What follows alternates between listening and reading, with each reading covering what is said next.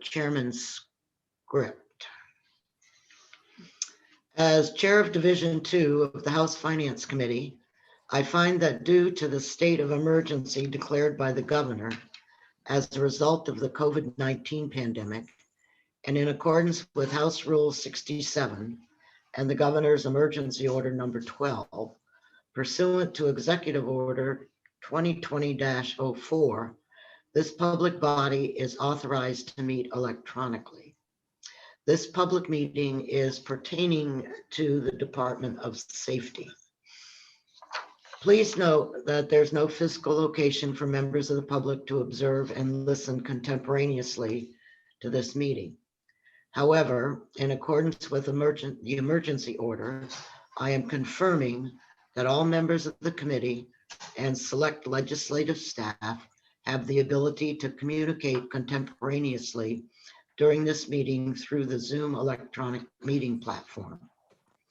The public has access to contemporaneously listen and, if necessary, participate in this meeting by the Zoom platform or by telephone. All necessary access information has been made available in the House calendar and through the electronic calendar on the General Court website.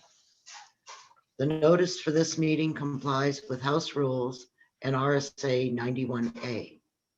Anyone who has a problem accessing the meeting should email lba_fiscal@leg.state.nh.us.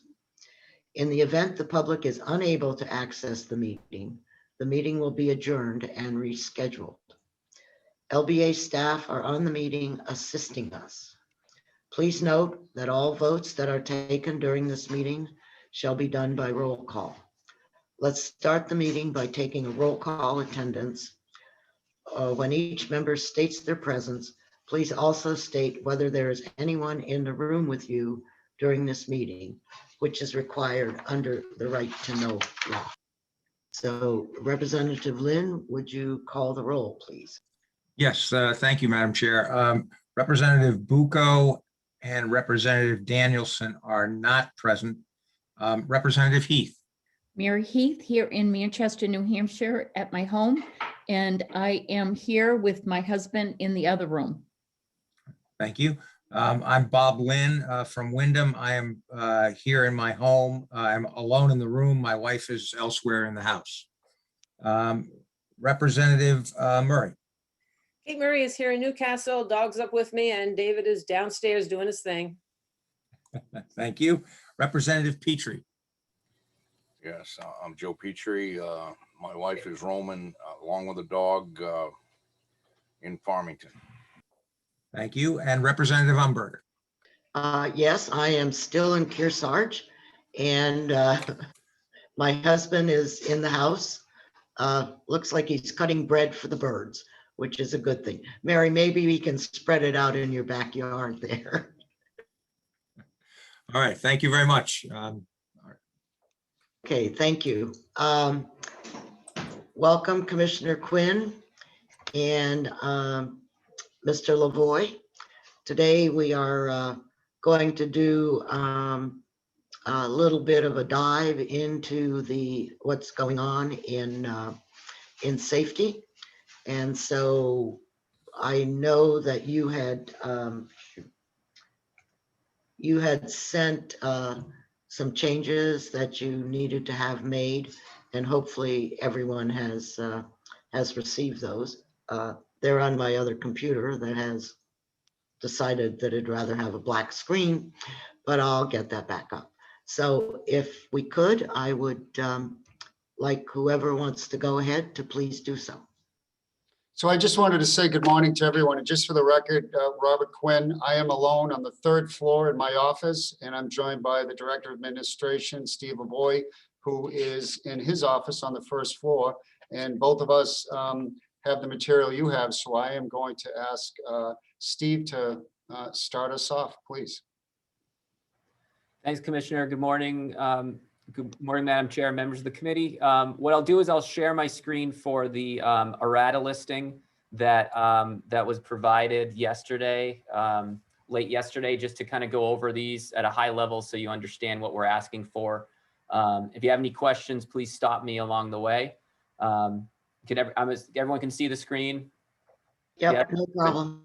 Okay, so the first section here, this is to change the revenue funding from agency income 009 to a class 004, which is related to intra-agency transfers. This is just a relatively new way that DAS is asking us to record grants that we award to ourselves. So typically when we award a grant to ourselves in the past, we've recorded as agency income. Now it's going to stick out and show that it's an intra-agency transfer. Both of these revenue sources are still other income when it rolls up. So there's no change to funding. It's really just an accounting adjustment. The next page, item number 2, this is the same situation, except this is dealing with grants that we receive from external state agencies. So agencies that are not the Department of Safety. This includes grants we get from the New Hampshire Department of Justice, the New Hampshire Department of Transportation. So again, in the past, we recorded these as agency income using revenue source 009. And it needs to be recorded as federal revenue received from another state agency instead. And so we're requesting that change. No impact, it's still other income. The third item here, this has to do with the accounting unit that we use to support our New Hampshire hospital security operations. We work with the New Hampshire Department of Health and Human Services and New Hampshire Hospital to budget those security operations each year, and our budgets need to align. What happened in this case is that there were adjustments to our benefit amounts at DAS through the budget process, which reduced our appropriations. And we need to increase our appropriations here to match what's budgeted on the New Hampshire hospital side, the 1.596 and 1.691 in 22 and 23. And so these were amounts that we had originally reduced our budget by to meet the agreed upon amounts. But since there were savings and benefits, we'd like to add these back in, and this will align our amounts with Health and Human Services at New Hampshire Hospital. Okay, The last two items here, oh, sorry. yeah, on the third one, does Health and Human Services pay for this, or do we pay for it? Health and Human Services pays for these services directly, 100%. Okay, thank you. Yep. And then the last items are listed as 4.1. Oh, there might be another question. Sorry, Mary, go, Representative Heath, go ahead. Oh, thank you, Madam Chair. What is the source of those Health and Human Services revenue? Is that coming from general fund or other funds? That I don't know. I just know that they transfer the funds for us, and we coordinate with them on the amount required to provide the security. I don't know what their funding source is on their side. All right, thank you. Representative Heath, you can send an email to Jess Edwards and ask him that question. All right, thank you. Okay, and I'm sure he'll have an answer, or if he doesn't, he'll get one for you. All right, thank you. Okay, and then the last item here I'm listing as 4.1 and 4.2 because they are related. Again, there's no impact overall to our funding sources, but there was a keying error that occurred when we were adjusting our fund mix at the governor's phase, which there's a debt service amount within the Office of the Commissioner, which needs to be funded at 100% highway funds.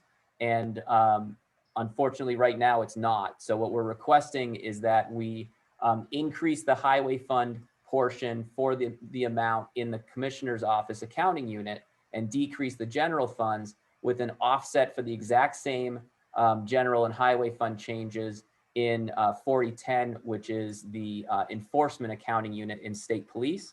So again, it's neutral, no impact on the state budget. It's really just shifting our fund mix and aligning it to where we had intended it to be at the end of the governor's phase. Okay,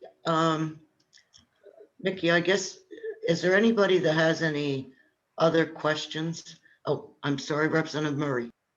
Thank you, Madam Chair. Mr. Lavoy, can you just go over again, the highway fund has a certain amount. Does this impact what else you would be able to do with the highway fund, that these funds are coming out of that instead of the general fund? Does that make sense? Sure, yeah, that's a good question. There's no impact whatsoever. So our highway fund draw for the entire department is unchanged. All that we've done is shifted where the highway funds are being charged to. So if you look here, you'll see that in 4.1, there's an increase of 993,000. And in 4.2, there's a decrease equal to the same amount, 993. So no impact whatsoever on the amount that we're spending for highway funds. It doesn't free up highway funds. It just moves them to a different account. Thank you. Is there anybody that has a problem with any of these changes? Okay, then could I have a motion to accept the changes that safety has provided to us? So moved. Okay, do I have a second? Second? All Kate right. Sachs. All right, thank you. Representative Lynn, would you call the roll, please? Certainly. Representative Heath, Yes. Representative Lynn, I vote yes also. Representative Murray, Murray votes yes. Representative Petrie, Petrie votes yes. Representative Umberger. Votes yes. Madam Chair, the vote is 5-0 in favor of the change. Well, safety got through very easy on that one. Thank you very much, Representative Umberger and Director Lavoy. Absolutely our pleasure. We like those easy ones. Yeah. So, is there anything else that you want to bring up this morning before we look at our line by line review of your budget? Yes, Madam Chair, there is one more piece that I wanted to bring up for consideration. When we met last week, we started talking about House Bill 2, and there's a new program that was added to provide body cameras and cruiser cameras for locals. It's $1 million in appropriations, non-lapsing, continuously appropriated fund. And at the time I had mentioned that we would be seeking a full-time position to help administer that fund. We did go back and look and made some adjustments to our original request that we thought would reduce the cost in doing so. So we are changing our request from a program specialist position to a business administrator 1 position, which is a labor grade 21. And that would be $73,000 in FY 2022 and $76,000 in FY 2023.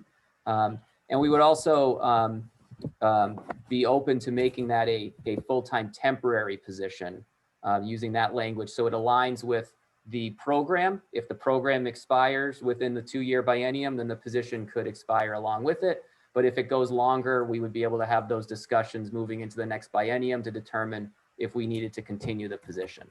And so we would request that language be added to the HB2 line authorizing safety to fund and hire that full-time temporary business administrator 1. Representative Heath? Thank you, Madam Chair. And where in the budget will that position be reflected? Because I'm assuming that you are asking for general funds, of which there are not very many. Right, and so that would be up for the committee to decide. I mean, one option is there's the $1 million appropriated for the program. It might make sense to include it there, and so then that would essentially reduce that $1 million by this amount as far as funding available to distribute, but it would allow us to distribute those funds, because without this position, we're not sure how we would make that happen. May I follow up, Madam Chair?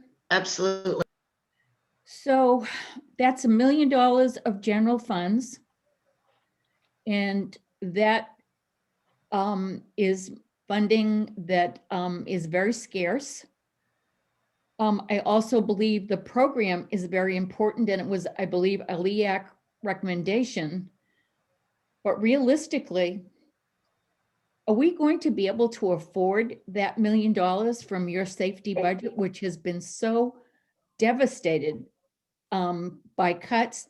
I mean, criminal, the lab, I just, going through your budget was disturbing to see how much you have had to cut. So that's my question to you. Yeah, that's a good question. So the House Bill appropriations, House Bill 2 appropriations are not reflected within our current operating budget. So those get added in after the fact if they're approved.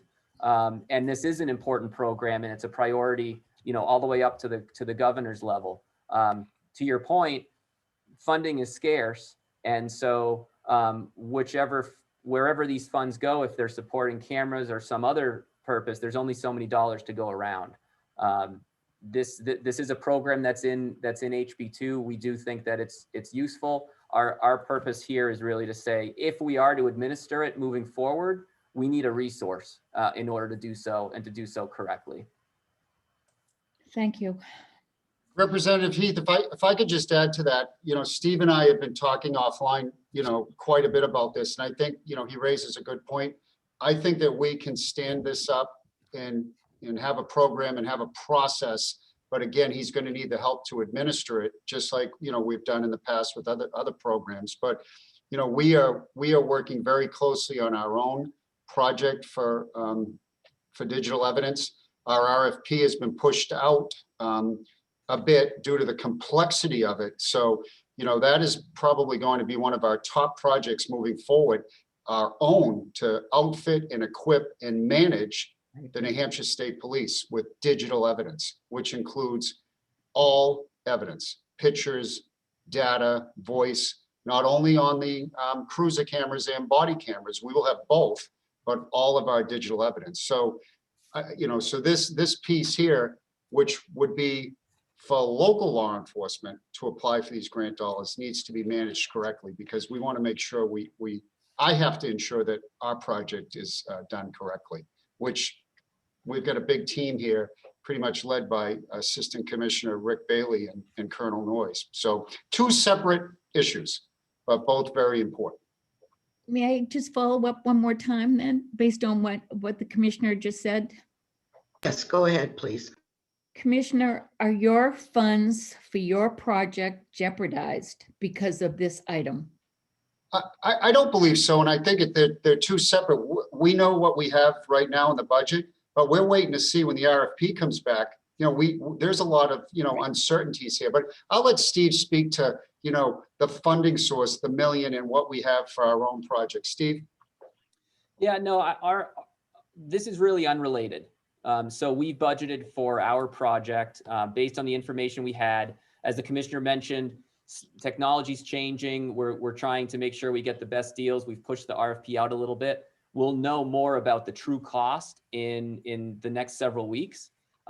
We hope that we've budgeted enough. We think that we have, but there's a chance that we may have under budgeted.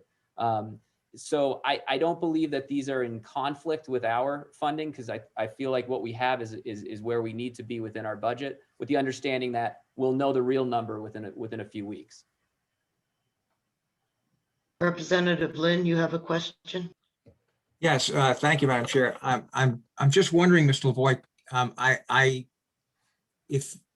if you could sort of explain in a little more detail what it is exactly that you envision this person would do with respect to, as I understand it, this $1 million is not for the use of the the state police or the Department of Safety itself, but is for local and perhaps county police departments. And so I guess what I'm not clear on is if this is effectively just a sort of a pass through of money to the locals, so to speak, what is the person that's going to be, that you're proposing to hire, going to exactly be doing? Sure. Yeah, no, it's a good question. So this is treated as a grant program to locals.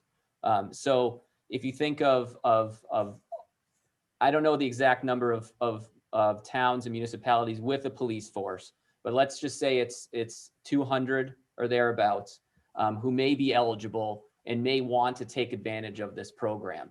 The first step, as the commissioner noted, first step is we need to work with the AG's office and develop the parameters of this program. What can you apply for? What type of cameras are allowed? Are we going to require certain retention data? Is there, what components? Can we buy cameras? Will we fund cameras and the computer data backup to secure the evidence, or only the physical cameras themselves? All of those pieces will have to be worked out.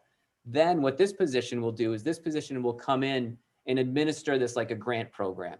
What that means is we'll have some sort of an application process that approximately 200 municipalities would submit applications based on their plans to implement, their costs. Those would be reviewed in addition to make sure they're in conformity with the administrative rules around the program. Funds would then be awarded to the municipalities. In order to be awarded to the municipalities, they would need to then accept the money at the local level, provide evidence of that acceptance back to us, and we would now then need to go to the GNC and provide a grant document agreement to the council for approval. We're assuming that each one of these projects will likely exceed the $10,000 GNC threshold. So now we have 200 governor and council items that need to be prepared, reviewed, processed appropriately. This is before we've officially started the project. We haven't awarded the funds yet. So that's to get these things moving. Once the grant award has been accepted and approved by GNC, the locals have to implement their project. Now they have to submit for reimbursement, giving us receipts, invoices, evidence of payment. That needs to be reviewed again with admin rules which will be established, processed, and then payments would be entered through the system and released to the locals. And then at which point would have a closeout process to make sure if the grant award was X amount of dollars, you've submitted your final reimbursements over the next several months. If there's a balance left, we would de-obligate that money to return it to the revolving fund and be available for others to use. So it's really that process times 200. And that's why we just don't have the administrative resources to ensure that the funding is distributed equitably and in accordance with the administrative rules once those are established. Thank you.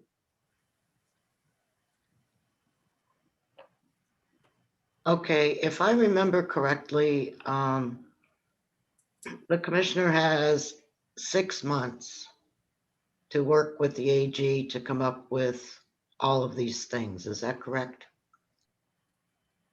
Yes. The process, yes. The process. So do we need to hire this person for a full year to begin? Or should we give the commissioner and the AG time to set the program up and then bring the person on?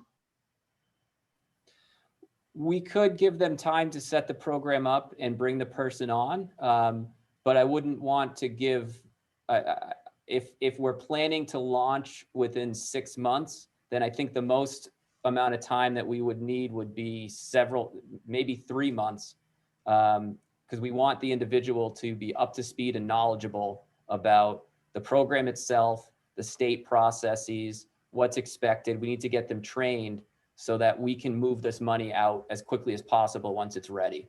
So I'd hesitate to go a full 6 months and then hire the person, because I think that'll cause a delay in the administration of the program.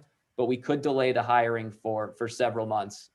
Maybe a 9-month funding for year one. That might make sense. Thank you. I'm making notes over here, so that's why I'm not talking. So are there any other questions that folks have on this particular item?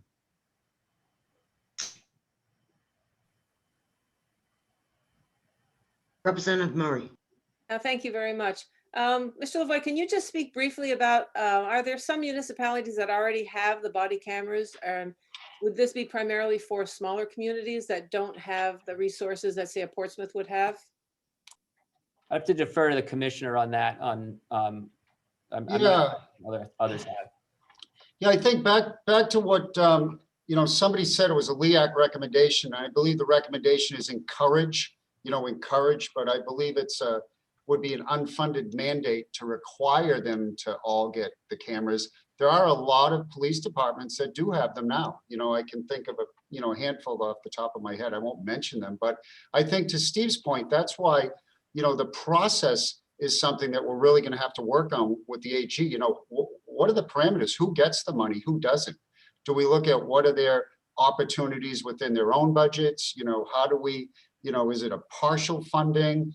We would obviously want to get, we want to make sure that it went to meet the needs of those that needed it the most. So do we look at, do we gauge one town against the other? Do we start? So I think that's why the details of this, everything has to be done fairly. So that's what, myself and the Attorney General are going to have to sit down and discuss ahead of time, because everybody, I'm sure, who wants to go in this direction is going to probably apply for some state funds for this. And I get asked the question all the time, are there federal funds? Are there other funds? I mean, everybody wants this, but like I said earlier, I'm focused on the state police right now. I have to make sure, we've got 260 plus uniformed state troopers. We're going to have to equip with body cameras and cameras in the cruisers. So it's a lot of work, but I think it's a great idea, honestly, to give, opportunities out there, because this is where we want to go as a state.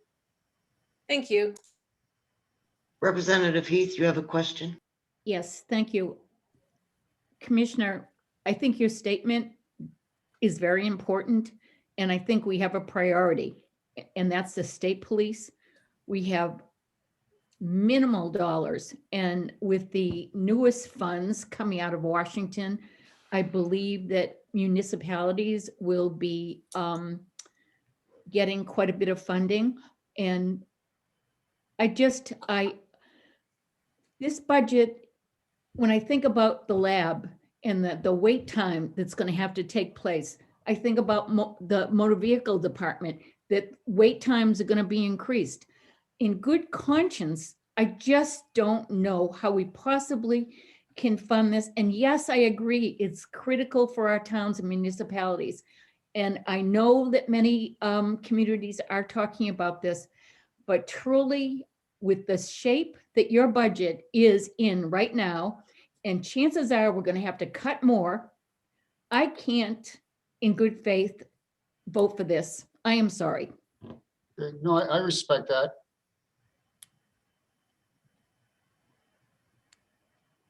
Okay, are there any other comments or whatever on this?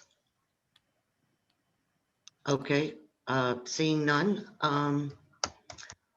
we will slog through this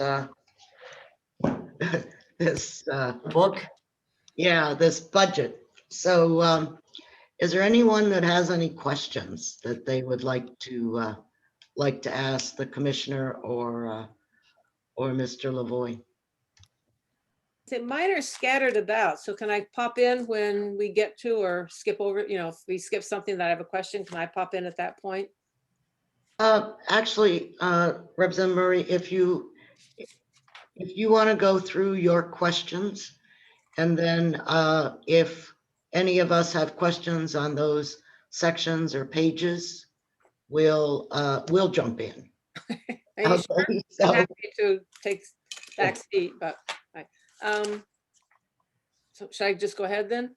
just go ahead and just give us the page number so we can Yeah. find it in our book. I think you answered this the first time, but I'm not sure. It's page 376. And where did the ignition interlock device program go? That moved to the financial responsibility accounting unit, which is 2315. It's still within the DMV.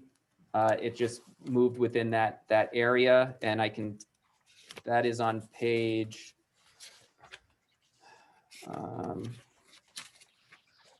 493, Steve. yep, 493. Thanks, Mickey. How'd you get that so fast? Wow.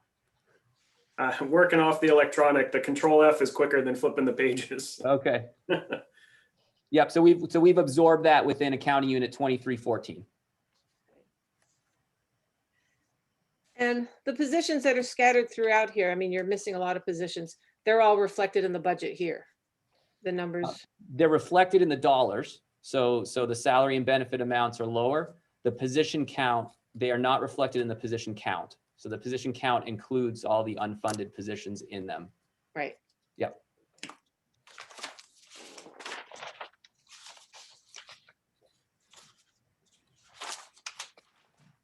And please, if people have questions, I'm going through my notes here, but if there are other questions, I don't want to take time while I'm flipping through notes. On page 402, is that a new program? That's all a federal grant for 1 year? Yes. So that is to implement it's the C-View program. So this is we brought this item forward through fiscal, and it will not be completed during this biennium. And this implements a single sign-on system for state police commercial enforcement. Right now, when they pull over a commercial vehicle, they have to query several different databases to get the information they're looking for. This will allow them to make one query in the system, and it'll return all the safety and historical information about the carrier at that one time. So we just accepted that in this fiscal year through fiscal, but we believe that we'll be able to complete the work on that grant next year. 405, the substance abuse enforcement. It looks like you have a slight increase, very slight increase, but there's the numbers. Can you just sort of explain, because it looks, the bottom line is the same, but there's change between the adjusted and the governor's recommended.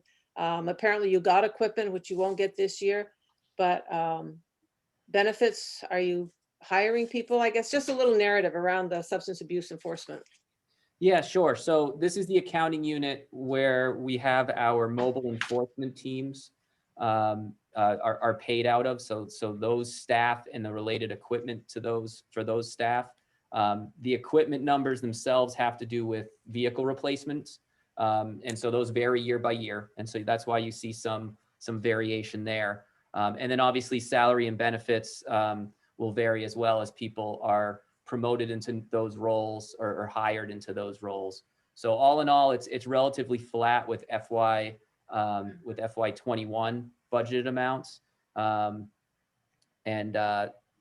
Yeah, that's primarily it. One of the key pieces here too is that the Granite Shield component of this, which you can see there's some grants, some grant pieces that's not reflected in here. So this is kind of a companion component to the Granite Shield grants to locals. The Granite Shield grants to locals are not, that's not a program that we fund within our operating budget. And so that's not reflected here. Thank you. 406, can you speak to the agency income? This is new equipment that you're getting, and it looks like did this not happen because of COVID or? No, so what you're probably seeing, there's several grants where there's zero budgeted in 2021. We in the past, if we were not 100% certain that we were receiving the federal money, we opted to not budget the grant and come to fiscal. Based on comments from the committee, we've shifted our focus and we're budgeting estimated receipts for these programs so as not to have to come to fiscal throughout the biennium. And so that's the case here. Normally we would go to fiscal to accept this money in and the exact amount. We're now projecting what we expect to receive in the next several years. And yes, this is agency income. This is money from the Office of Highway Safety that gets awarded to the Division of State Police. That agency income 009 line, the adjustment that we requested and that the committee approved this morning will change that to reflect that intra-agency and make it more clear. Excuse me, Representative Murray.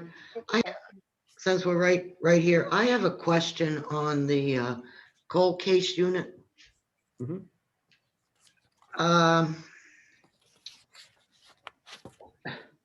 I guess that what my question is what is the benefit of the cold case unit? And how, I know that over the years, we've done it with volunteers, we've done it with people, we've done all kinds of different things, but what are we looking at for that? Has it accomplished anything? So on.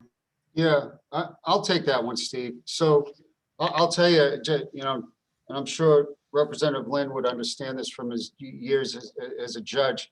There comes a time when cases are categorized as a cold case, and then there's cases that are active. So when a case is cold or unsolved, you've still got victims, you've got families, you've got evidence, you've got books, you've got hope. You've got hope that new evidence might arise. You've got hope that, an informant may present him or herself to provide information. You've got a lot of work that can still be done. And it takes investigators. There have been some, volunteers that have gone in and looked at books and analyzed reports. But you've got prosecutorial staff at the Attorney General's office. So it's a team. I think it's very important to continue to work these cases. We have had some success. It's a lot of work though, and each case is different. But I think it's important to continue to have that that team there.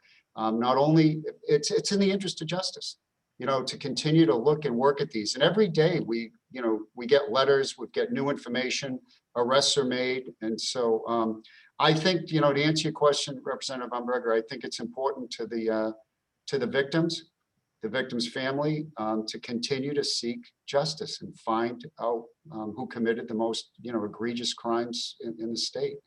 And we've got a good team working on it. It just continues to be something they go in every day. They're working. Representative Heath, you have a question? Thank you, Madam Chair. That was one of my questions as well, because we see an increase in that level of funding. So I guess I have a few questions in terms of, is this a match for federal dollars? And would it be possible to just, because of the nature of this budget this year, what would be the impact if these funds were to be reduced? Well, in what line, just overall, the funding for salary and benefits, class The 10? general fund line. Yeah.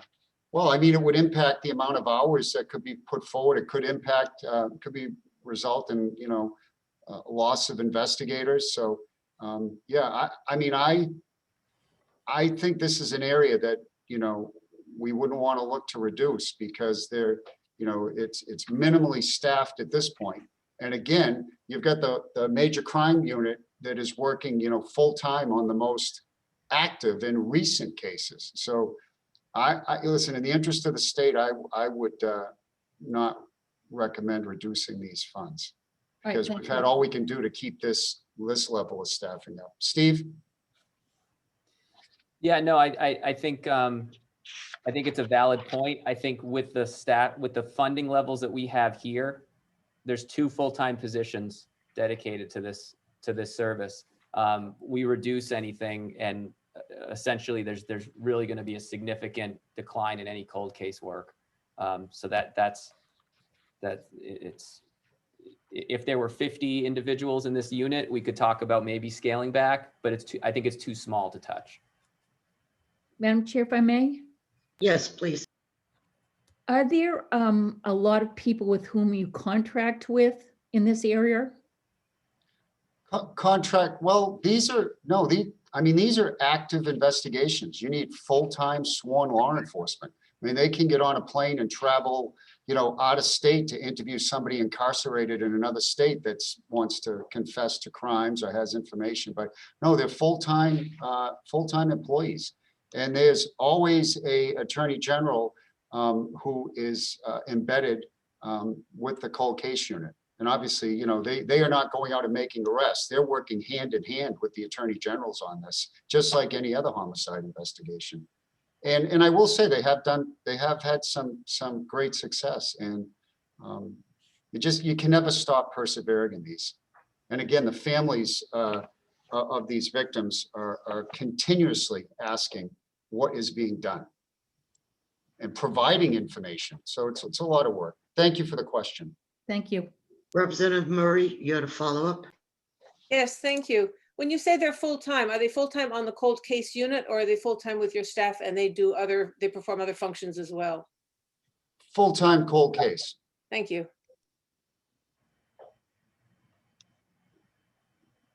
Okay, Representative Murray, if you want to go ahead. I was going to skip over to 4:30 to circle back around the urine and CODIS testing lab. Are there questions before that? Yes, I did have a question. This is on page 408, dealing with the, well, first of all, I didn't understand the NHSP join the New Hampshire clique.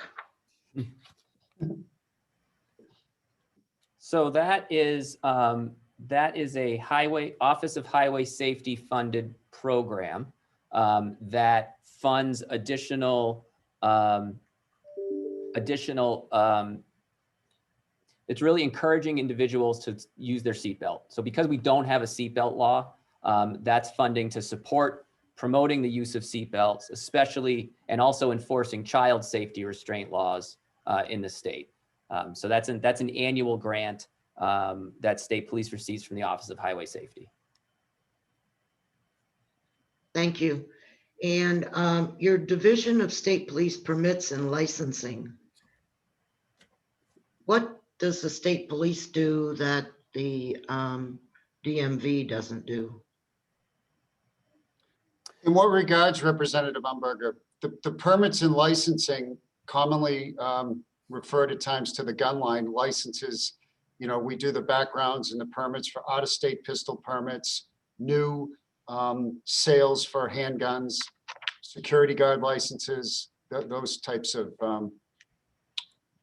permits. So really, it's completely different from any DMV functions. Okay, so, all right, those are the people I visited. Okay. You did visit them. Okay, so this is primarily for gun licenses. Is that what I'm hearing? Yeah, primarily gun licenses. There's also licenses for private investigators and security guards, and those operations are handled through here. And then also the gun line. So when an individual is trying wants to purchase a firearm, the federally licensed reseller has to call the gun line for the criminal check. That gets processed through here. This accounting unit, this is where we have 3 new positions to help support that function to ensure that we can meet the demand for those services and reduce wait times. So were those new positions or shuffled positions? Those were new positions. We had roughly, Representative Umberger, I want to say 65 to 68, don't hold me to this, % increase in the sales. So we've been extremely busy in there. working with the courts, not only on the purchases, but return of the firearms. So we've looked at our internal processes, and essentially there was absolutely no way we could keep up with the statutory requirements on sales on 3 business days, return of the firearms. And that's why we had the Attorney General, I give him credit for outlining a process, because there's nothing in statute that says what the extent of a background check is. It just says we may be the point of contact. So we were doing a lot more than we really, could. And we had to balance the right of someone to purchase and have their firearm returned with the need to do a safe background check. So we have something codified now, which is a good roadmap. But even with that, when we looked at the numbers, we said we absolutely needed these positions to keep up with what we're required to do by law.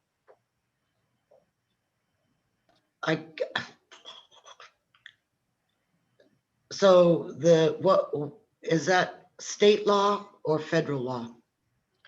Well, it's state law, and there are federal laws that we have to adhere to on the background, but there's requirements for 14 days on, we have to turn these permits around. We have to give these approvals, like the FFLs, within 3 business days. If we don't approve it or deny it, if it stays delayed, the purchase can go through. So we weren't meeting the requirements. And that's by the purchases, the federal, but we follow that. Representative Lynn, you have a question? Yes, thank you, Madam Chair. Am I correct, Commissioner? My understanding is that there's been some complaints from gun purchasers or maybe firearms dealers about the delays that you refer to. And apparently there's even been some suggestion, I don't know if it actually made it to legislation proposal that as I understand the way the system works now, if it's a handgun purchase, the background check is done by the state. If it's a long gun purchase, it's done by the FBI. And that there was some suggestion that the state ought to get out of that business and let the FBI do everything, which to my way of thinking is a very bad idea. But apparently there is at least some suggestion to that effect. Is that am I correct in that? You're accurate on both. So the first, complaints, yes, we have been dealing with many complaints for our backlogs and delays. And so we've been addressing that with the businesses. So we've looked at our internal process. As I said, we've shifted people, we've added people, we put temporary employees in there to keep up with this, this increase in sales and volume, and with the courts addressing, we have to do the check, which goes back to the court so that they can return the firearm back to the person that it was taken from. But along the lines of discussion, yes, there has been discussion on sending this all to the FBI, because the statute 159 says we may become the point of contact. This goes back to when Brady initiated that the state was the point of contact for just the handgun. So what I have said in my conversations is I believe we are going to do the best we can to maintain it and keep it, because I think our check gives a couple more layers of safety than the FBI check. And that is, we query against a list that comes from the court of folks that aren't in NCIC that have restraining orders, domestic orders, because they don't have all the information. And we also do a more thorough check of the New Hampshire state record, because any conviction that isn't supported by fingerprints might not be queried or caught in the next check. So we're going to do the best we can with it. I think our check offers more safety. And but again, you're correct. And I don't know where that is. I know there's been discussion, but as of now, we have it, and we're going to continue to just do the best we can with it. Right. Follow up, if I may. Yes, please. Yeah, no, I appreciate your response, Commissioner. As I understand, I think, based upon my discussions with the governor's council, that the governor strongly supports having the state retain this check, and for the reasons that you stated, and as well as just the idea that, to my mind, placing more responsibility in Washington as opposed to leaving it local is just generally a bad idea. So I strongly support what you propose. Yeah, and I think what I hear, the biggest, there's the check itself, but I think what the citizens want is the ability to talk to somebody if they have a problem and they are denied. What is the problem? So it's that customer service. It's the ability to pick up the phone and say, why am I in a delayed status, and maybe resolve it. So that's Exactly. No, you're exactly right. I think. Thank you. Representative Murray, you have a question? Thank you, Madam Chair. Just for information, do you happen to know how many Granite staters own guns, and what's the average number of guns that a Granite stater owns? I don't have that number. I can give you, and I will provide through Steve, the number of transactions that we've done that shows the increase, but I can't speak. That would be impossible because you don't know. There's no registry on that, and you don't know we don't keep that data. So I wouldn't even begin to try and answer that. I don't think I could, and I don't think the data exists. Thank you. Representative Heath, you have a question? I do. Thank you, Madam Chair. With regard to background checks, that's a pretty complex area because every single one of our school districts, teacher preparation programs, there are huge demands on that department because people can't hire a new teacher without a background check. We can't send our student teachers into schools without a background check. So how is your office handling the demand, and what suffers when you have to reduce staff in that area? Sure. Well, so this comes up a lot. Background check. What does that mean? That means different things to different people. So we do a background investigation for a new trooper. So the background investigation could include going out and interviewing, former employees and looking at school records and looking at credit checks and speaking to neighbors and, not just verifying information, but going out and proactively looking at somebody's background. What you are speaking to, what we look at with the transactions is a check of the NICS check. So we do the NCIC check, anything fingerprint based supported, and we look at the state criminal history. Now, I will share this with you. There could be a conviction in, say, the state of Ohio, where they didn't fingerprint. It wouldn't show up on the FBI check. And unless you check all 50 individual states. So what we have done is we look at the state that they are born, the state that they reside in. We're looking at the state of New Hampshire, and we do the NICS check. And we think that that is comprehensive, it's reasonable. And, but again, the FBI check, what is going to come up on that is going to be based on fingerprints. So if somebody was arrested and convicted, but the fingerprints were not taken, that would not show up unless you queried individually on a state to state. Thank you. So we handle it. It's automated. And so we have like a federated check now when you put the name and date of birth in so that it rolls through them. And if I may inquire a little bit more, Madam Chair? Certainly. With regard to the background checks for weapons, it seems that there's an increasing number of weapons across our state. How deep and how, just based on what you just said to me, how do we know that an individual maybe who moved to New Hampshire from another state is really a person who should be able to be licensed to carry a weapon? Well, there's no requirement for a license. So, Or if, a background check, rather. yeah, so I guess it's two separate. So the state does not require that. But Mhm. if they were going to purchase, they would go through the same check that I just spoke of. Would check the NICS, would check the state. So we would do the standard, we do the standard federal check. So if you were to walk into and purchase a long gun, you know, a rifle, that would go to the FBI.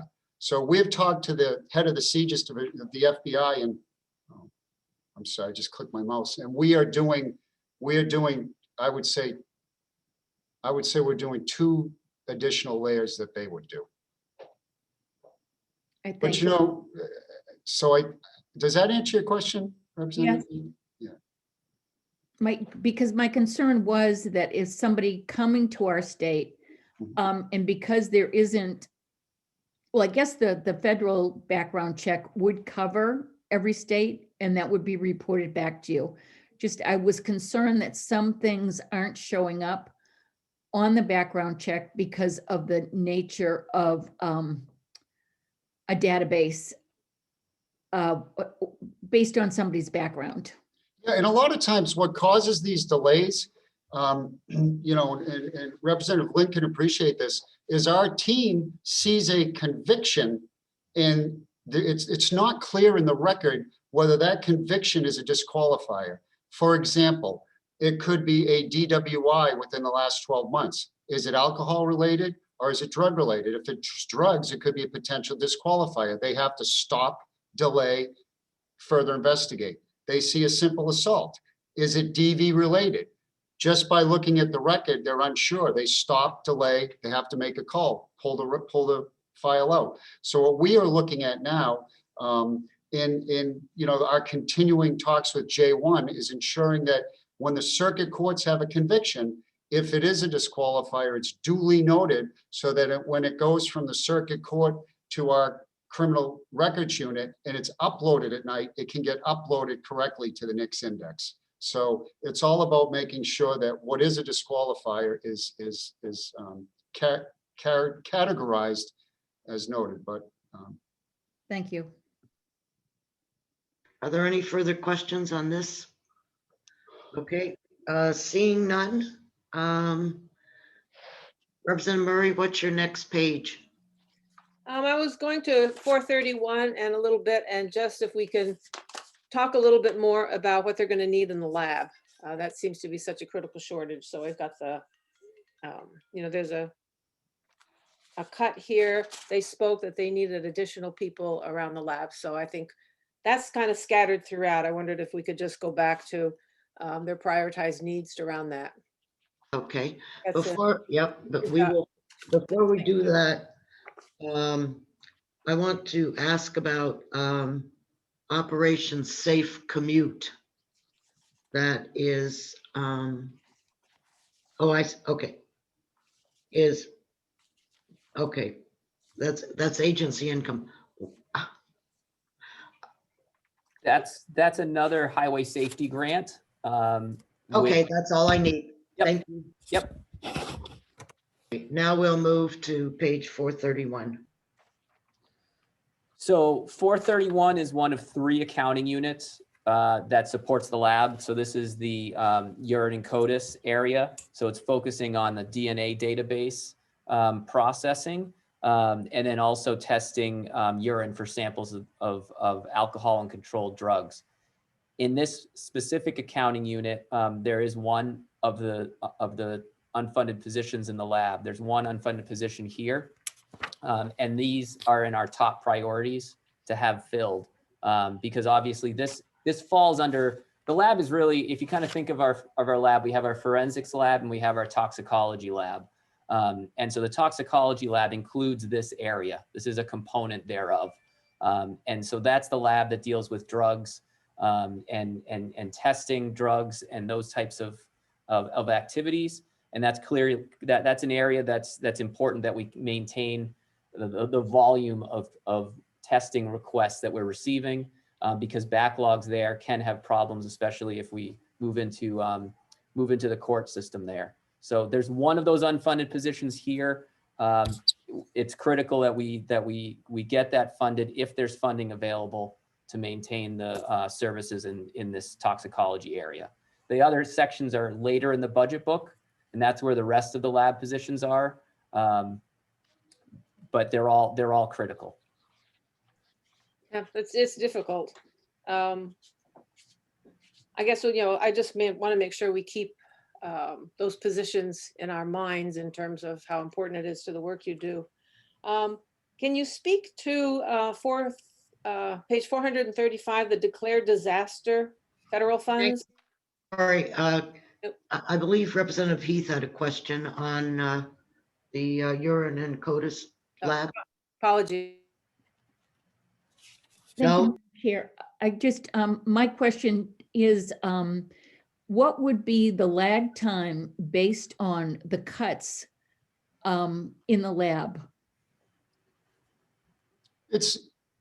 I mean, if you look at the positions, I mean, I think there was 6 criminalists and 3 administrative, 2 intake and 1, I think, an administrative assistant.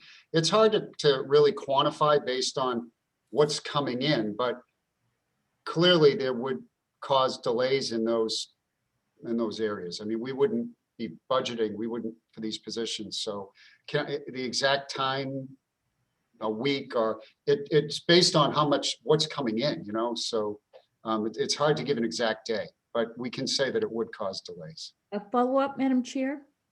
Certainly.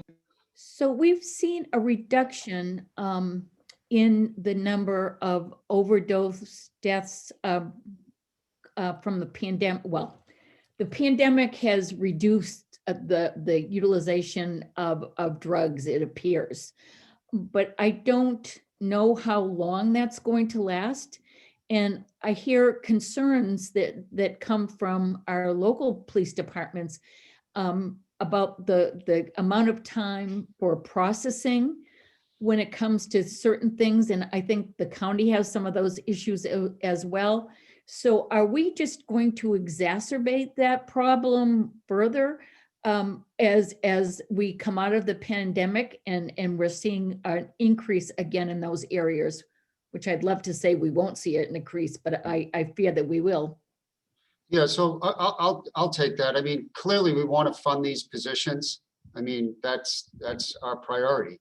As Steve said, we are going to see a reduction in the deaths this year. I believe, I can't give you the exact number, but by no way, shape, or form should we, be raising a victory flag at this point. I mean, we're dealing with, significant increases in methamphetamine. Our Narcan administrations are up, so we are seeing the reductions in deaths. But again, we are not in a position where we want to take our foot off the gas here. We've got a lot of work to continue to do here, and I think this is a relatively minor adjustments in the lab. But if we can get those positions, Melissa Staples and her crew will meet the needs of the local law enforcement. They also help the federal agencies, as you know. But again, the critical areas for them is making sure there's lab, analysis are done for grand jury, and they need them for court, and there's deadlines, and they know how to prioritize, and they will meet those demands. You know what really gets them, Representative Heath, is when they have a homicide investigation and they can have 200 plus pieces of evidence, exhibits. I mean, that's when it gets complicated and complex. Crime scenes that have multiple crime scenes with various degrees of evidence that has to be recovered. But again, the lab is in good shape if we can get these positions where they need to be, and we're expanding to increase our capacity with digital evidence, as we've talked about before. But we have a great lab director. Melissa took over for Tim Pfeiffer, and we know the vision and the direction we want to be going in. Representative Murray, if you would like to continue. Thank you. So on 435, is that COVID-related money over the next 2 years, or what are the declared disaster federal funds? It's a mixture. So this is a mixture of COVID-related, any presidentially declared disasters. So when we have major flooding, major snow events, that and a presidentially declared disaster occurs, this is where that funding goes. Again, this is an area where our past practice has been to not budget these accounts and bring those to fiscal, because for a while, the disasters were few and far between. Right now we have, I believe it's 5 open disasters that we're still processing reimbursements on, including the COVID disaster, which is still ongoing. And so we do expect funding here. This is again, it's the estimation is the challenging part, because we don't know when COVID will end, and we also don't know if next week there's a weather disaster that would bring new funding into the state. But this gives us a starting point, and it's just a slightly different approach that we're taking to budgeting these accounts this go around. Around some of the disasters, and I'm thinking COVID is probably a more appropriate, potentially example of this. Does this fund, do these monies ease the strain on you in other areas? I mean, it's just, No, I don't think they do. So these funds are exclusively for immediate response to the disaster, and then maybe some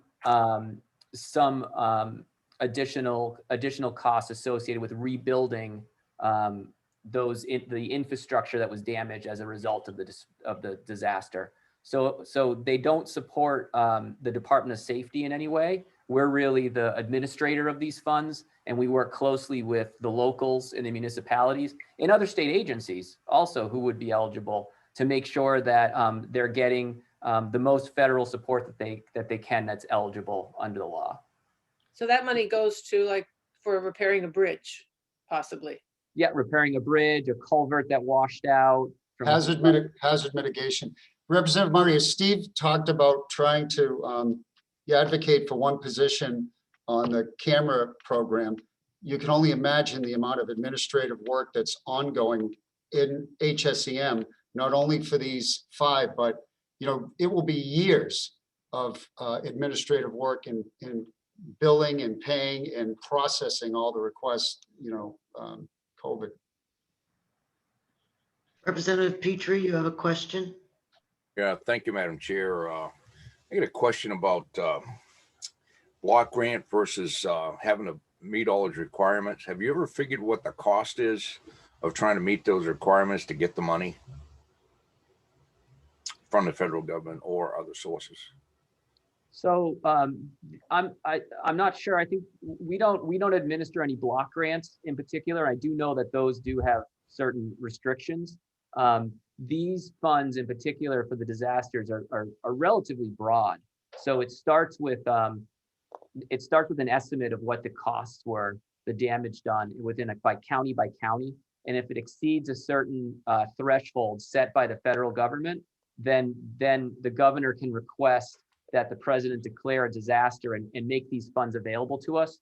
And then they just have to meet certain requirements as far as, was it the disaster that caused this issue with the infrastructure?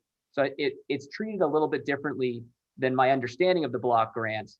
But then again, we don't administer block grants, so my understanding is limited there. Well, what I meant to say, if I could follow up, is that how much do those strings cost? If they're maybe block grant wasn't the best way to express it, or the strings that the federal government puts on, because there is a cost. And it's probably a very significant cost to try to meet all the matrix of the requirements. So the first, each project has a 25% match. So there is a real cost to start. And then it's that administrative burden. Similar to what I was speaking about with the camera project, it's the time spent administratively reviewing the applications, reviewing the projects, comparing those for allowability for that particular event, processing the paperwork, entering into the contracts, submitting the payments through the system. We don't have I don't have an estimate of what that cost is, because it does vary by disaster. But to your point, there is an administrative burden. FEMA FEMA has continued to push that burden down onto the states. And so the Division of Homeland Security is really the one that bears the brunt of that. There are management costs that are available to us to utilize to hire positions to help us process those. So those go above and beyond the disaster. We can hire some individuals. We can use those costs to buy computers and equipment, and we try to maximize that as best as we can. But yes, there's still going to be some cost to the state and to the locals for processing those funds and making sure that we remain in compliance. An example might be Davis-Bacon law, which requires that certain contractors, there's a minimum pay amount for certain projects. That might come into play depending on the cost of the project that they're working on. So there's an example of some of that compliance piece that we would need to consider, and the locals would need to consider what's the risk and what's the benefit of requesting these funds, because all of this is voluntary. The funds are available, people can apply for them, or they can choose not to if they determine the compliance requirements are too stringent. Thank you. Okay, Representative Heath, I'm sorry.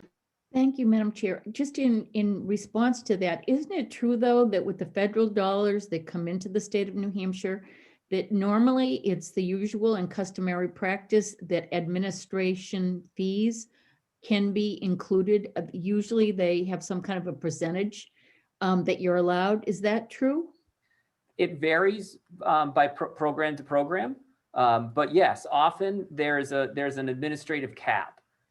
It's usually a percentage, 5%, 10%, whatever that might be, program by program.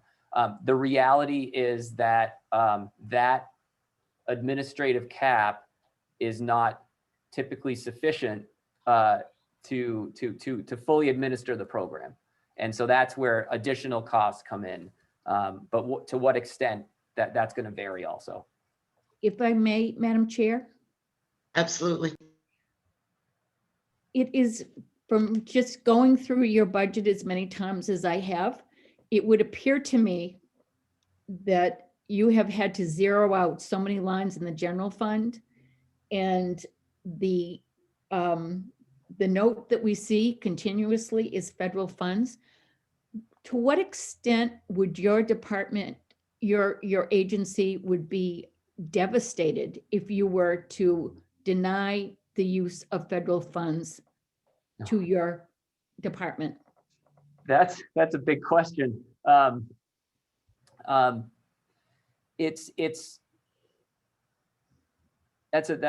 a big question. Certain areas would absolutely be devastated. Homeland Security and Emergency Management, that division, our operating costs are funded by federal funds in there. We would not be able to function. Homeland Security would not exist without those funds. That's probably the biggest impact. The second largest impact would be related to traffic safety and traffic enforcement and highway enforcement and those types of activities. We have the Office of Highway Safety receives just under $4 million every year from NHTSA. And that's for traffic safety specific activities. That's money that goes to locals to increase traffic enforcement in the towns. That's money that goes to state police to increase traffic enforcement on the interstates. That goes to support promotional activities to encourage people to wear their seatbelt, even though it's not required. So there would be an impact on highway safety if those funds weren't available to us. It's all of the FEMA money that comes and supports the locals, hazard mitigation. So after a disaster, there's additional money that becomes released for locals to apply for projects to prevent future disasters. Because if you prevent it from happening, it saves you money in the future, because you're not worrying about repairing things. You're strengthening your infrastructure. That funding would go away. So it's intertwined within our department, but not operationally. The operational piece is Homeland Security. all the other divisions would continue to function operationally. It's just that the scale and level of activities would decline because a lot of those are federally funded. Thank you. If I may, Madam Chair. Excuse me just a second. Mary, if you look at page 523, it shows that we're getting 30 million in federal funds. Hmm. So we would have to make that up. You know, that's, if we think we got problems now, add another 30 million to that. Thank you, Madam Chair. I really agree. And as a person who worked extensively with federal dollars in education, it was my experience that the federal dollars allowed, you could abut those funds and what I've seen that you've done in your budget so effectively is combining local of the general funds along with the federal funds to make, and I have to say to your, to compliment you on the effective use of really employing every single dollar from the highway fund, revolving fund, and it's quite extraordinary to see what you have managed to do with the amount of general funds that are in this budget. So just a comment. Thank you. Representative Petrie, you have a question? Well, it's more of a comment.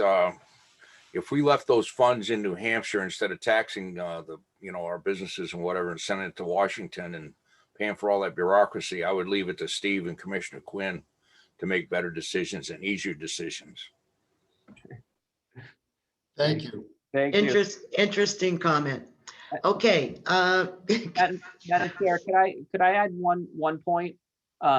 This is a follow-up from Representative Heath. You had asked a question in our last meeting, and you kind of caught me off guard, and you were asking about MOEs, maintenance of effort, and I stated no, we don't have any of those.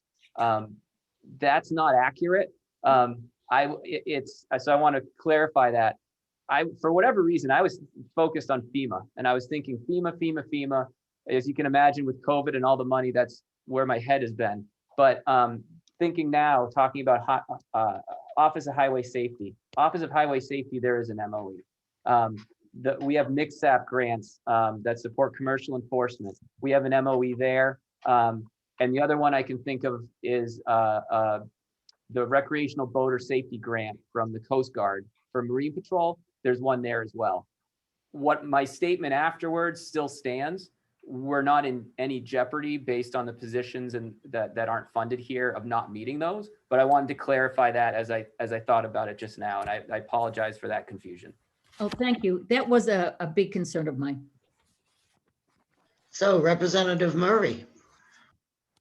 All right, this is a simple question, I hope. On 438, what is RIMC? RIMC is the Radiological Instrument Maintenance and collaboration. Calibration, I'm sorry, Radiological Instrument Maintenance and Calibration Unit. And so they literally calibrate radiation detecting devices that are used to provide the monitoring services in and around the Seabrook area. Thank you. I've got a ways to move on if there are other things that are. No, you're doing fine. Keep going. I think on page 443, we already talked about the hazard mitigation program. You mentioned you included the FEMA there. Yep, and the one piece there is, again, kind of talking about requirements, hazard mitigation funds. Those become available after a disaster, and the local needs to have a plan in place that's approved before they can apply. So it's not money that can just be spent without a clear plan in place. I'm going to 471, unless someone has something before 471. I think this is an accounting issue. Anything before then? Oh. Don't have anything. Oh, Mary, Representative Heath. I do. On page 427, in terms of general fund amounts for the Detective Bureau. I see that there's a big increase in that. And my second question is, and I can't find the exact page, but there's a rather large retirement amount, and it was zeroed out of the general funds. My big question is, where and how are you going to replace those funds? Because that is certainly an issue. So thank you. Sure. So the first question about the Detective Bureau, the general fund component increased. There's two components to this account. One is general funds and one is an agency income source. That agency income source is from RSA 263.52. It's the driver training fund. Mhm. And that allows, that gives the commissioner the authority to fund anything within safety up to $1.5 million. And that has been a source that we've utilized in this accounting unit for years. That means that the general fund needs to bear any increases because that's a cap. And so the costs, the additional costs associated with salary and benefits and the general, they're not significant, but there are some increases here. They're all general fund impacts. The retiree health question, that's also a very good question. Retiree health was one of the areas that we looked at because the budget was so tight. And that was one that we revisited to make sure that any dedicated funds that we had were paying their fair share of those costs. And so we redistributed that funding across the entire budget based on the individuals who are receiving retirement health benefits and where they worked when they were here. And so that's what we've done is we've reduced the draw on the general and the highway fund and spread that out to the dedicated funds that we have throughout. Madam Chair, may I have a follow-up, please? Absolutely. Thank you. I guess a couple of questions. You've done a lot of work on this budget to manage all that. I just want some clarification on what's included in the revolving fund. And then the highway fund has taken a huge hit. And, every time you have to go to the highway fund, there's a lot of agencies that depend on the highway fund. And how is that impacted throughout your budget? Sure. So the dedicated funds that I'm speaking about, I'll try to list off as many as I can think of, but there's several. But the biggest ones, the largest, the fire fund, which supports the fire marshal's office and the fire academy. Watercraft safety fund that's paid for with it's boater registration fees, and that supports Marine Patrol.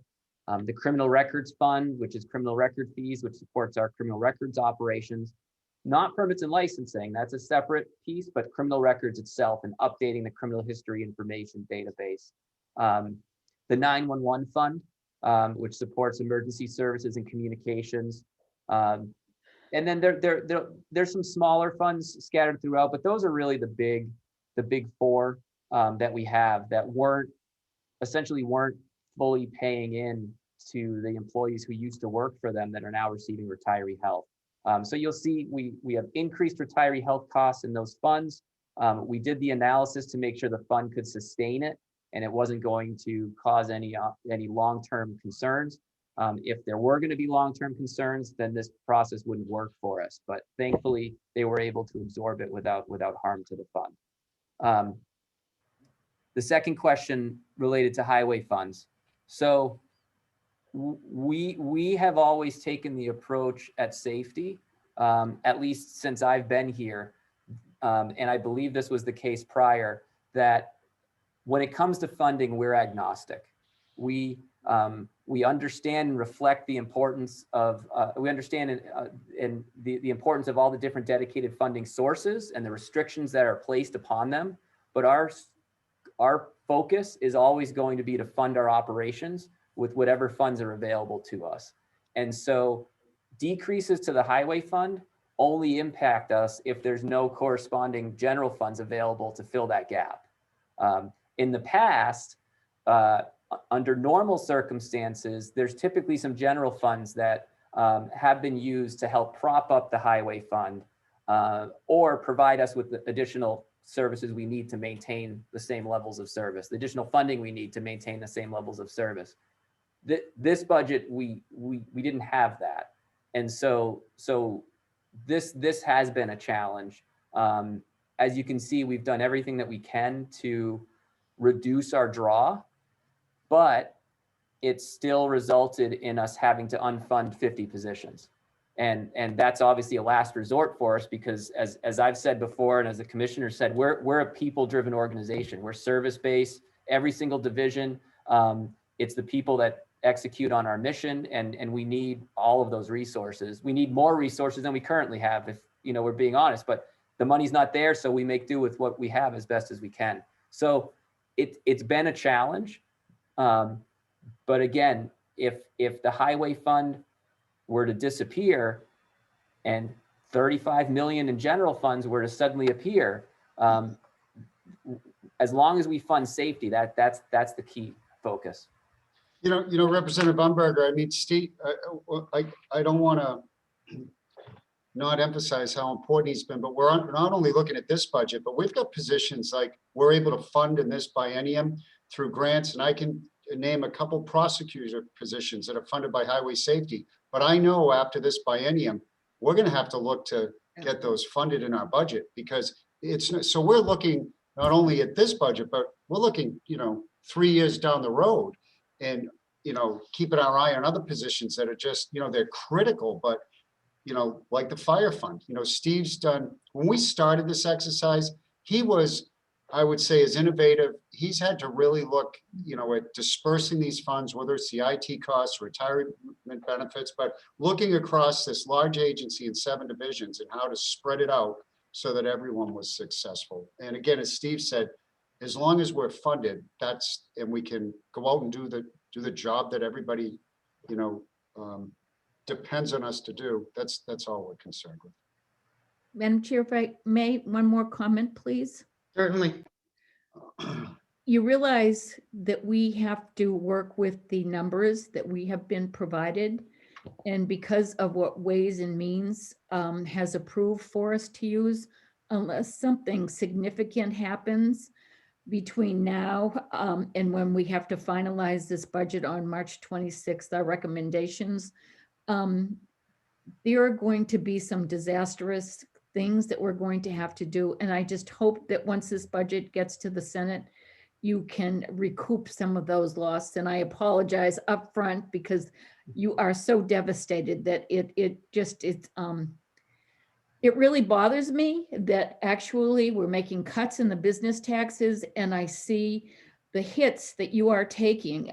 It just, for me, it's unconscionable. Thank you, Madam Chair, for that opportunity. No problem. So Representative Murray, you have some other questions? Sure enough. I think he already answered it. I was asking about the retirees' health insurance. It's on page 471, and you already explained that you divvied that up across the different divisions. Is that right? Division. Correct. In fact, the actual amounts are on the last page of our original presentation. If you wanted to see where those ended up, it shows where all those different costs landed from an accounting unit perspective. Okay. All right, you've spoken about the grants management already. I don't know if there's anything you wanted to add about that. Just that's an area that, well, it's within my division, so it's near and dear to me. But that's an area that we've been focusing a lot of time to make sure that we're structured correctly in the Division of Administration to maximize the use of our existing resources. Because if you look at the $30 million in federal funds that come through, we've got 4 full-timers responsible for compliance with all of those different programs. And there's more people in program specific level. So highway safety has their own program people, but we're looking at a department-wide standardized compliance program to make sure that there aren't any issues moving forward. We certainly don't want to have to give any of that money back because something was missed along the way. So just, it is a critical area that I think sometimes gets overlooked. That's all. And Representative Umberger, giving credit to Steve, if you've heard about the amount of money that we push out in the grant programs, the process, whether it's highway safety or the, you know, the EMPG, whatever grant there is, Steve's looking at the process to ensure we have, you know, as efficient and paperless as possible. So the whole approval, you know, updating, processing, invoicing, and he's looking at our whole business model to ensure that it's done as seamlessly as possible, which reduces the amount of, you know, administrative staff that are needed. By the way, safety is not the only one that has re-looked at all of their processes over the last year. And, you know, I think I mentioned to someone the other day that if there's any one good thing that came out of the COVID epidemic, is that it has caused us all to rethink how we operate. And I, you know, it's great as to how the various departments have stepped up and made changes. And so that's just my comment. Thank you very much. Representative Heath. Madam Chair, I agree with you wholeheartedly. And Steve, to your credit, you have done a remarkable job with working with all these funds. Now, my follow-up question to that is, I know that you regularly are audited by the federal government. How is your compliance? Have you had a number of compliance issues, or are your audits usually clean? No, we're usually clean. You know, we get audited as part of the state single audit. And obviously the disaster funds will get audited next time around because it'll be a major program with the money that's going out. But yeah, we're typically clean. You know, I think the one outstanding comment that we have has to do with subrecipient monitoring and that there might not have been a risk assessment that was formally documented before the award went out. Small from a risk perspective, as far as I'm concerned, something we can fix by reinforcing our existing procedures, but we don't see unquestioned, we don't see question costs. We don't see anything like that on a regular basis. Thank you. Okay, Representative Murray, where to next? I moved over to page 489 for just over an overview question of, and I think, Mr. Lavoie, this is your area here. It's a $5 million hit. And just as, you know, sort of a larger overview, how is that impacting the Division of Administration? It's significant, and it's impacting us by causing delays in service. We're able to continue to offer the same quantities of service. We haven't scaled anything back, but there are going to be increased delays in how we can support the locals, our customers, the other divisions. The areas that are hit the hardest are the Asset and Resource Management Bureau, which is where our warehouse, our inventory, our supply distribution, our mail operations, mailroom operations. We have some key positions that are unfunded in there. But we're trying to change our processes and make the changes we need to make it work. So the big piece in this area that's missing is the Deputy Director of Administration position. Out of all, we have 7 divisions in the Department of Safety. Every division except for administration has a number 2. And in administration, we really have a two-faced mission, if you will. We have to provide services to the divisions and interact with them and make sure they're getting what they need to be done. But we also have to work on process improvements internally for our own business. And that's the piece where I can't do both effectively. and continue to move us forward. So it's going to decrease our ability to respond timely to division requests, but we will still be able to deliver all the resources, and we'll just have to prioritize things more, really kind of work at triaging on a day-to-day basis. Not the situation we want to be in long-term, but we're going to do what we need to do to support the mission. It's just not a sustainable model. It's going to cause a lot of additional turnover. Staff are already stressed, and they're having trouble. I'm the best part about our staff is I have to talk to our employees and say, listen, I'm the director. I'm telling you it's okay that you're not going to get to this, because our employees feel awful. They really feel awful that they can't get this package delivered today because they're out of time. There's no one else to do it. There's no overtime. It's going to have to wait till tomorrow. And I'm telling them it's okay. It's okay. I understand. Just keep communicating with me so I know, and we'll work through it as best as we can.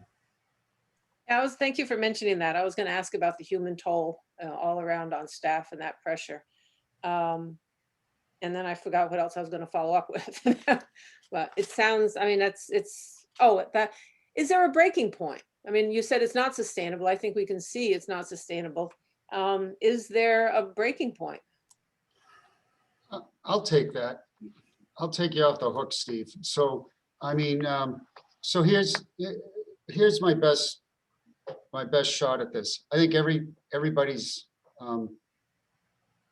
different, and it's the things that you can't see. You can quantify how many folks call in sick. You can quantify retirements. You can quantify, absences. But what you can't is what's going on in people's minds at times. And so we've done I think a good job. I'm looking in the lower right-hand corner of my screen, and March 10th to me is the day that we really got ramped up on this whole COVID event. I believe the EOC opened up the 15th officially, or the 16th, but it's been a year, and it's been a lot of work, not only for safety, but for everybody. And I think the key is being able to listen, communicate, let everybody understand. We've had a lot of people. It's okay to get sick.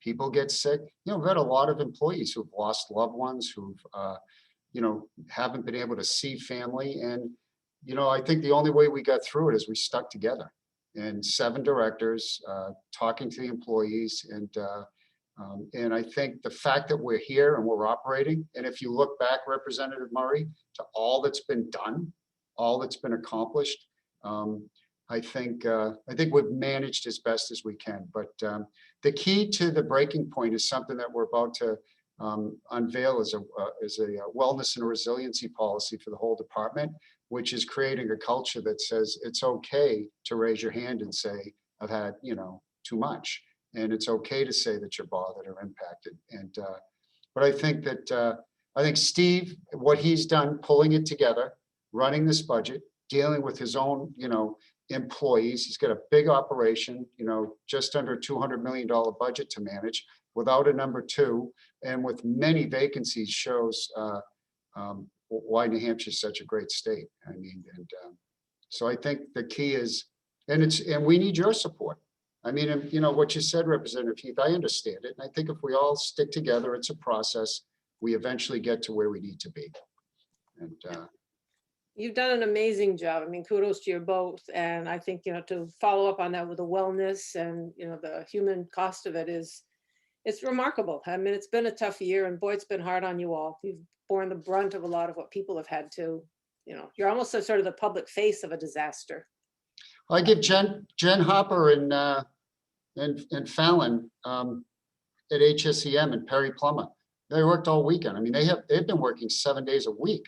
You look at the vaccination, and it's a lot. And I've been watching, and it really is impressive. And I've worked with Representative Umberger in Division 2 for, since 2010. So I have faith in Division 2. We eventually get to where we need to be. We will do our very, very best, for sure. I was going to hop to 493 under the Division of Motor Vehicles. What is financial responsibility as it pertains to the Department of Motor Vehicles? It's a couple $1 million. curious, what does that mean? So financial responsibility is, that's your driving records and anything, if there's violations that need to be paid or fines that are processed, that all happens there. Your driving record gets updated accordingly. If there's a suspension that occurs, that would get processed. If it's reinstated, that's all processed there. Thank you. I didn't know what that meant.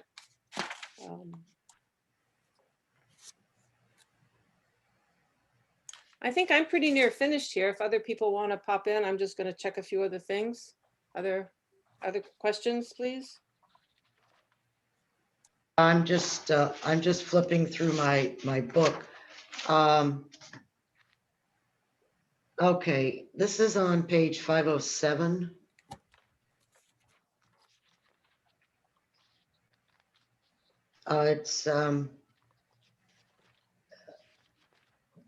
It shows on number of positions 181. And is this where the shortage of troopers or the unfunded position for troopers would show up? So troopers are funded throughout the budget. They're not all within one accounting unit. So there are some that are in here. Just to be clear, we do have all of our previously funded troopers. So troopers that were funded over the last several biennium are funded in this budget. It's those additional 23 that haven't been funded for several biennium that are not. And those are in various accounting units. Some are here, some are in 4010, a few pages further. Okay, yeah, that's fine. I was just curious about that. And these auxiliary police, are those part-time hires or what is that? Yep, those are part-time troopers. And so they really help the state police to continue to provide all the services they need. Some of them are helping out with traffic control. Some are helping out with investigations. Some are helping out with peer-to-peer support activities. So they're really utilized in a broad capacity to help provide services that our full-time complement of troopers just aren't able to do. So Representative Umberger, in the past, several years with these vacancies, the auxiliaries have been critical, handling background investigations. They're not out there making arrests, or, we've had some assigned to cold case. We've had some assigned to, the NIAC, the Intelligence and Analysis Center, the sex offender registry. They've gone in and they've really kind of filled some gaps we've had from having vacancies. But I look at we have a retired major that's on the peer-to-peer unit, and, and he has been extremely busy, helping and assisting and managing the health and well-being and the training that we're having. All of the training, the CIT training, critical incident, the de-escalation training. So, they're very important. Okay, I wasn't arguing that. I just wanted. No, I know. Sometimes people say auxiliary, like, what do they do? And it goes to show the importance of every single position. I mean, but if one of those was to be removed, there'd be, duties that nobody could do because they're doing their own jobs. You make me want to find a way to volunteer. So. Yeah, Representative Murray, you could go in and help with the fingerprinting. Absolutely, I know. Just sign me up. Okay, I'm on page 509, and this is the enforcement. And we're showing the majority of this coming from the general funds. So, yeah, I'm just, when I think of enforcement, I think about traffic tickets, but obviously that's not what this is all about. So So there are two primary accounting units for state police. One is 4003, and the other is this one, 4010. And we split them up because this accounting unit funds state police activities associated with troop stations in Keene, in Tamworth, and in Twin Mountain. And because of those locations, the patrol coverage area does not hit the turnpikes, any of the turnpikes.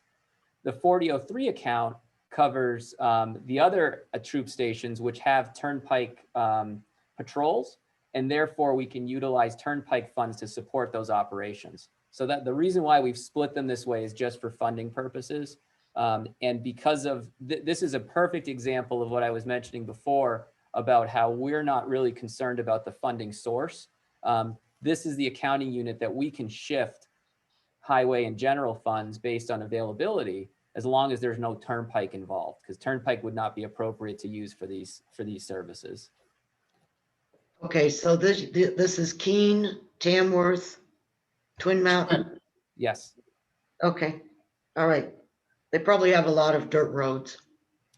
They've got a lot it's the largest geographical area in the state. Oh, I know. I know. That's out here. And so, yeah, there's a lot of territory to cover.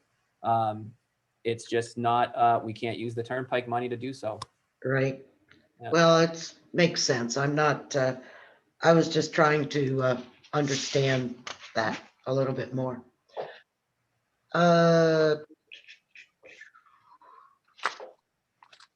I think, oops, what's this?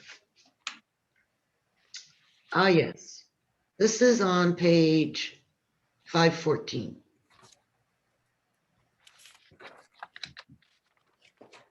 It's the State Police Forensic Lab. Hmm. Now, is this the same forensic lab, or is this an additional forensic lab, or am I not reading this right? Nope, this is the same lab. Again, because of funding and all of those wonderful things, the costs of the entire state police lab are broken into 3 different accounting units. You've got, and this is the primary accounting unit with most of your non-drug related activities. So pattern analysis, tool analysis, those markings. Your toxicology lab and the urine CODIS, those all fall under kind of what the lab considers the toxicology section. And that's dealing primarily with the chemistry stuff and the drug testing. We could combine everything together at some point, but I have no problem with that as long as I can understand what it is. Yep. So in this particular area, we looked at the urine CODIS accounting unit at the beginning. There was 1 unfunded position.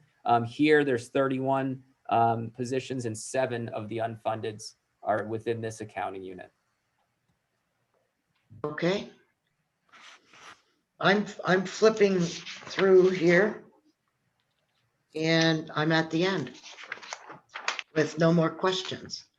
Are there any? I see. Sorry, Thank you. Representative Heath, you have a question. Yes, basically, it's a general question in terms of you've had to do a lot of reductions across the board.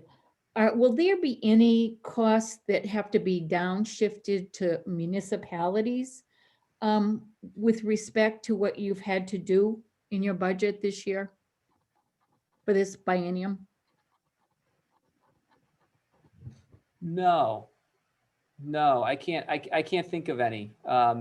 We've really, as I said before, I mean, this is, and I'm sure, and I know that you understand, this isn't something you do with this is something that you have to spend a lot of time thinking about and looking at. And we really took a risk-based approach to make sure that we could do as much as we could with what was provided.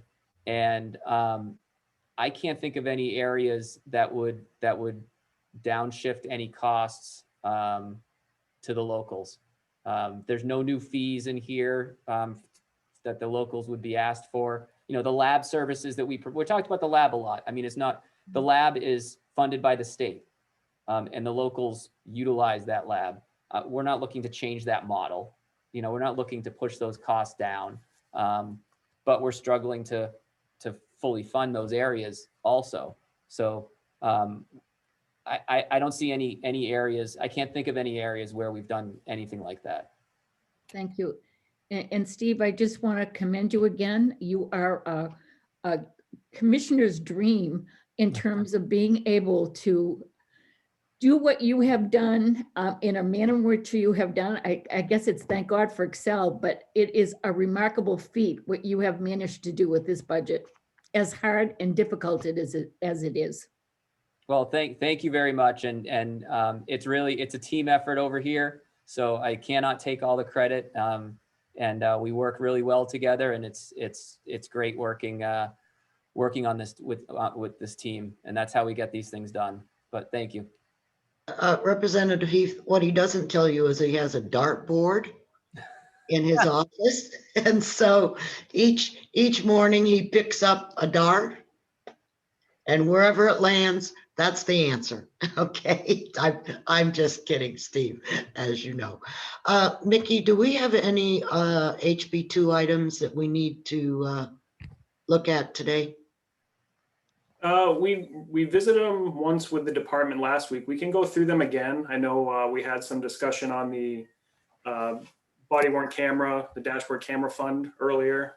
The department also has some transfer authority that came up, as well as a discussion about adding authority to fill unfunded positions. So if we want to get into House Bill 2 and revisit those sections again with the department, it's up to you. Does anybody feel a need to do that? I think I'm pretty clear on what those issues are, and we're not going to decide them today. So, and I think the only other one was the radio infrastructure equipment standards that came up last time too with the department. I don't know if you want to have any follow-up questions or need any information on that. I think that's it, right, Steve, for House Bill 2? Yeah, that's it for House Bill 2. I think we're okay on those. So, oh, I'm sorry, Representative Petrie, you have your hand up. Right. This is kind of a not budget related, but where did you go to school, Steve, to know all this stuff? I got my bachelor's at Rivier College in Nashua, and I got my my master's in accounting at Southern New Hampshire University. But the real place I went to school was the LBA. Thank you. I guess we're co-alumnus from SNU. Plus, both his parents were school teachers. He won't share that with you. So I think he's got good genes. Yeah, we really have shared our LBA talent and around the state. And I have told Mickey that there's a ball and chain on his leg that he's not going anyplace. So, okay, tomorrow at 10 o'clock, we're going to have DOT in. And on Friday, we're going to be talking about the university system. So, and then next Monday, the 16th, no, the 15th, whatever day it is, we're going to have the, whatever it's called, that scholarship, new scholarship organization thing. And that'll be on Monday. On Tuesday at 1 o'clock, we have the public hearing for the budget. And for those of you that have never gone to the public hearing on the budget, I have no idea how long this is going to last. And in talking to other committee, on normal times, we have about 375 people that attend, and about 200 of them want to talk. However, since this will also be on Zoom, and in talking to the other committees, they have had a significantly higher participation wanting to speak rate and numbers than they have ever seen. So I don't ask, okay? But we need to be sure that we listen to what they have to say. And if I'm not mistaken, we also have a continued public hearing on Wednesday. And I think that one's at 4. So we will have our regular 2-hour or so session in the morning. And then we'll have those in the afternoon. Friday, we will not be meeting because I have a fiscal committee meeting at 10. That's on the 19th.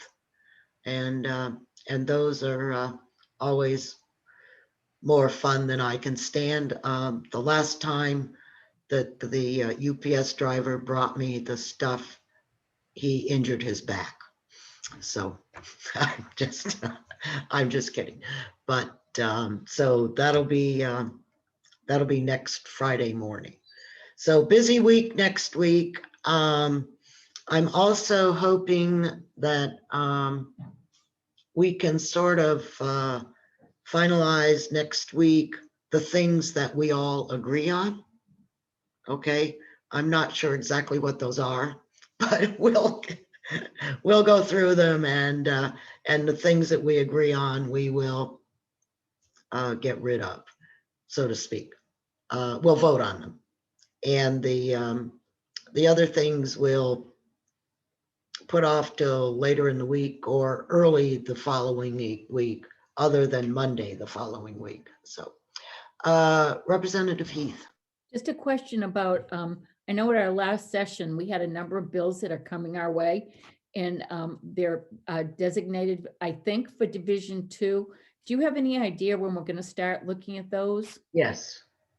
As a matter of fact, I do. Mickey, did we decide that was on Tuesday? I think so. I think Tuesday we were going to do, the numbers escape me. It's like House Bill 613 and 521. There's 2 of them. I think you were going to allow for some public input, a public hearing for both, and then we can have a work session following. Were you also planning on doing a budget work session Wednesday? Yes. Okay. Yeah, Wednesday and Thursday. Okay. Yeah. Okay. So that's next week. I have a little bit of a hard time with Janet not reminding me, oh, by the way, you need to get your schedule in for the calendar. So I try to remember to do that, but that's one of those things that you know, when you're in the State House, it's easy for Janet to run in and say, oh, by the way, are you scheduling anything for next week? So that's all that I have. Is there anything that anyone else has? I'll just add that we've heard from all the agencies now. If any of the members have amendments that you'd like to talk about or get drafted, whether it's House Bill 1 or House Bill 2, feel free to reach out to me, because as we get really into it next week, you know, time's going to be of the essence. So if we can put some of those thoughts down now, so you're prepared to have those discussions for the work sessions in the next 2 weeks, I think that'd be good. Yeah, that's very true. I know Mickey has some, I call them a little housekeeping amendments that he's put together, and you know, it's no big deal at this point. We do have, well, we'll see what happens, okay? And we'll also see what happens on the general fund money, because we've got some decisions to make, and as we know, none of us, although looking at Mary's backyard, I think there must be a money tree hiding in there someplace. Have we heard from Ways and Means about, specifically what we're going to be dealing with? Yeah, they're not giving us any more money. Other than what we all voted on, whenever that was, but that's it. So, we're still, we're still maneuvering through this, and we as a group need to come to a decision about some things. So, but that'll be next week and early the following week. Yes, Representative Heath. Thank you.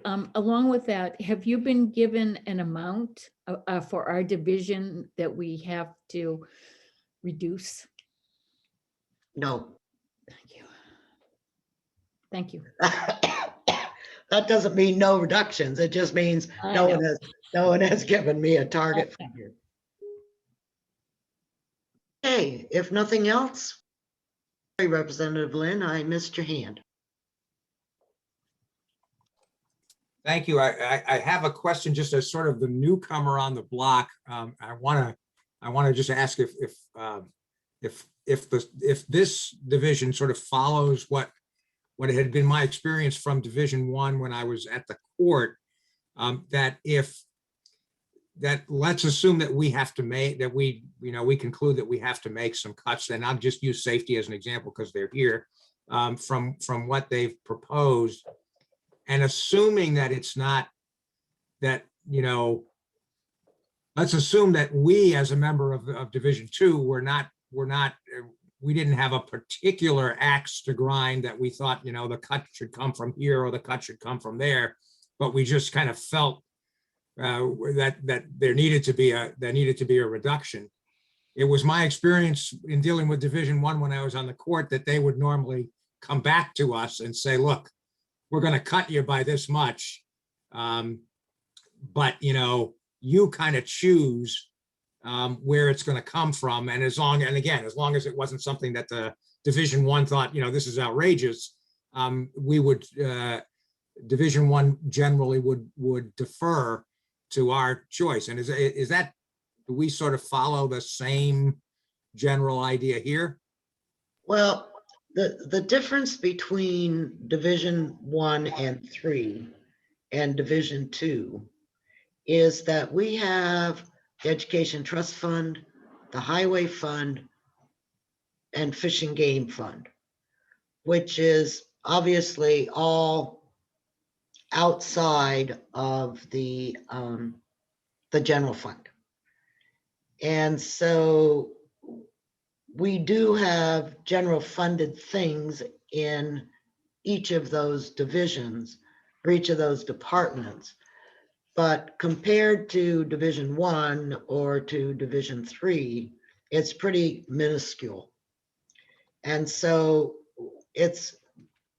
we have to balance all of that out. And